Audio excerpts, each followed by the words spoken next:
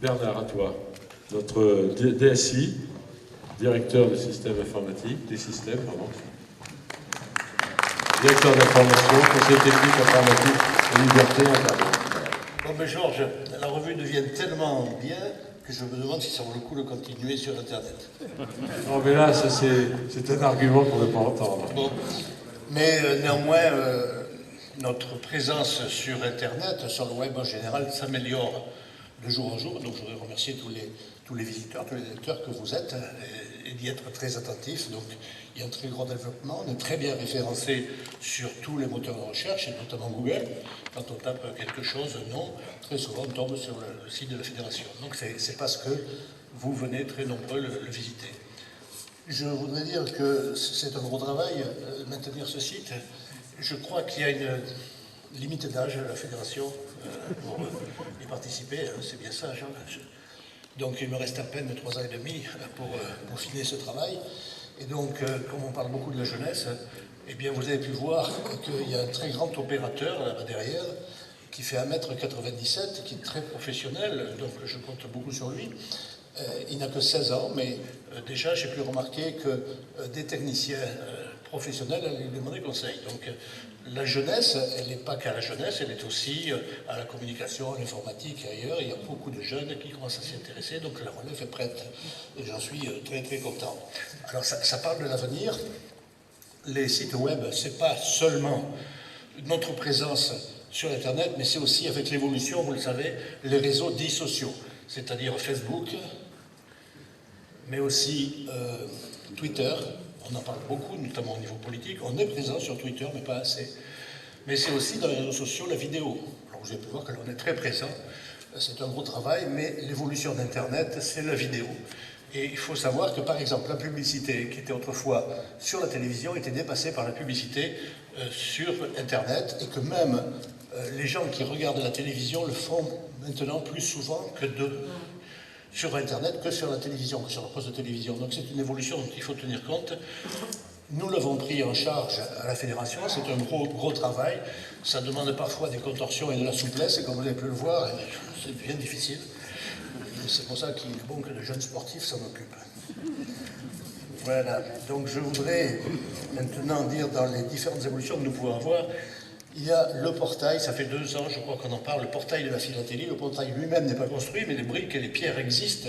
C'est justement les réseaux sociaux dont s'occupent les deux Clément. C'est Twitter, c'est, je vais me le dire, YouTube. Et bien sûr, les différents sites constitutifs de la philatélie. Donc le portail de la philatélie sera un ensemble qui va regrouper tout cela. Mais l'évolution, c'est aussi autre chose. L'évolution, c'est la portabilité, c'est-à-dire les portables, les téléphones, bien sûr, les smartphones, les tablettes, et puis les tout petits mini-ordinateurs. Et c'est une évolution vers laquelle nous devons aller, parce que l'année 2013 a été celle où il s'est vendu plus d'appareils portables, smartphones et tablettes, que de micro-ordinateurs. Et donc c'est une évolution extrêmement importante dont il faut tenir compte. Et donc, d'ores et déjà, les stagiaires à Laval s'occupent de réfléchir sur cette portabilité. Et puis aussi, nous avons des stagiaires à Bordeaux, ce qui fait qu'on a plusieurs jeunes stagiaires qui sont très intéressés par ce que nous faisons, ce qui veut dire que nous ne laissons pas indifférents les jeunes, et notamment au niveau informatique, et je crois que ça mérite d'être souligné. Donc je voudrais terminer mon intervention par des remerciements, en espérant ne pas oublier quelqu'un. Je veux d'abord remercier les petites mains, qui travaillent beaucoup sur la mise à jour permanente du site. Je pense à Irène, à Yvette, à Martine, à Stéphanie, et puis à toutes les autres. Et je les remercie très chaleureusement de faire vivre le site au quotidien. Et puis je voudrais aussi remercier les grosses mains, Alain, Marc, enfin plusieurs Alain, 2 Alain, Marc, Jacques, Pascal, les 2 Clément. J'en oublie peut-être, pardonnez, ils sont nombreux. Merci aux petites mains et aux grosses mains. C'est vous qui assurez au quotidien tout ce travail de communication et d'information. Voilà, si vous avez des questions, je suis à votre disposition. Aussi, je voulais faire 2 remarques. J'oubliais. Claude, tu l'as souligné, c'est les adresses, ça c'est important. Soyons pratiques, n'oubliez jamais de mettre les adresses, parce que ça permet à Stéphanie, quand elle reçoit l'agenda notamment, ou à Jacques, quand il travaille sur la fin du terme, de mettre l'adresse exacte. Donc je te répète, Claude, mais je crois qu'il faut répéter. L'adresse exacte, c'est le numéro, la voie, enfin la rue, le numéro dans la rue, la ville, le code postal. Ça permet à Stéphanie de mettre la carte Google sur le site et ça permet à tous ceux qui utilisent le GPS de venir. C'est très pratique.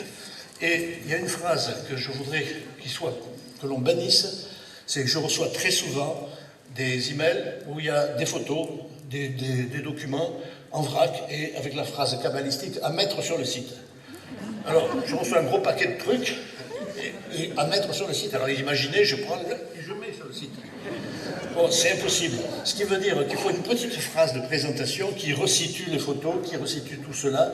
Il faut penser à l'usage final, qui est l'information de nos visiteurs. Donc on ne peut pas mettre en vrac des photos, il faut mettre une légende, il faut dire où ça se situe, quand, etc.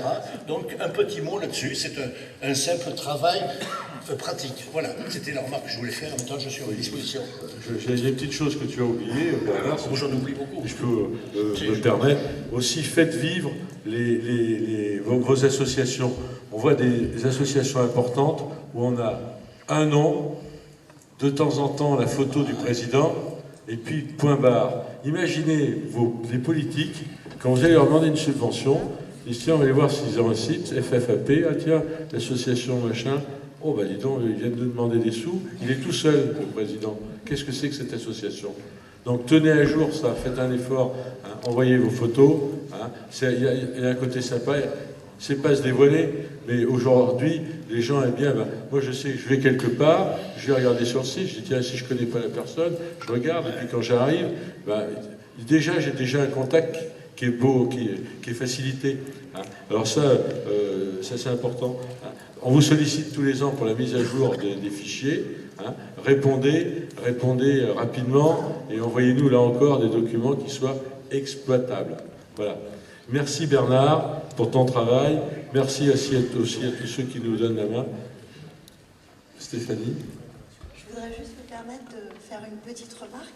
Effectivement, M. Leland disait qu'on était très présent sur les réseaux sociaux. Beaucoup de gens le sont aussi. Et ce qu'on aimerait, c'est... On a mis en place, en fait, certains jeux. On a des gens très présents et très actifs sur nos différentes énigmes à la semaine. Et qui permettent de faire vivre ça. Et on aimerait aussi beaucoup développer le côté jeune. Je sais que beaucoup de parents sont contre Facebook ou n'aiment pas forcément ce qu'on pourrait y mettre. On aimerait développer le côté jeune et je pense que Facebook est un bon moyen de faire connaître la philatélie aux jeunes et aux autres. Et aussi bien par les gens qui font des commentaires et nous apprennent beaucoup de choses sur les énigmes du jour et les pièces mises en ligne, des gens qui font des recherches et des précisions, mais tout ce qui est justement animation jeunesse, tout ce qui est fait auprès des jeunes, tout le travail qui est fait par les animateurs jeunesse, ce serait aussi une mise en valeur par là, et surtout à partir du moment où les amis, ou à partir du moment où les jeunes ont accès à leur Facebook, ils montrent ça à leurs amis, et ils font aussi connaître la philatélie de cette façon-là. Et du coup, on aurait aussi beaucoup besoin du soutien des associations, pour expliquer aux parents qu'on n'est pas là qu'on est là pour développer ça, mais du coup, on a besoin de leur soutien parce que j'ai eu beaucoup de retours en fait sur par exemple la possibilité de mettre des photos des enfants sur notre site internet, mais pas l'autorisation de les mettre sur le Facebook. On fait très attention aux photos qu'on met et justement mettre tous les enfants en valeur. Et on a du coup besoin aussi de votre soutien pour développer ce côté-là. Voilà.